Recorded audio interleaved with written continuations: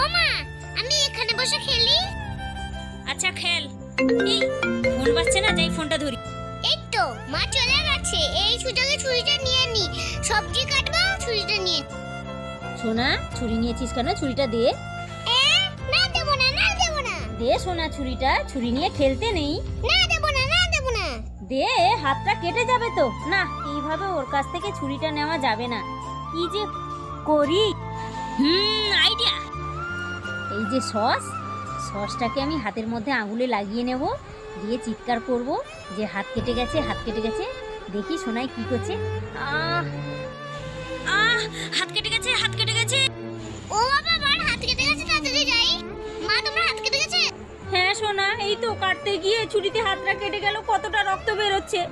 ও বাবা, আমি ছুরিটা রেখে দিই, না আমার হাতটা কেটে যাবে। হ্যাঁ, ঠিকঠাক কাজে লাগলো তো।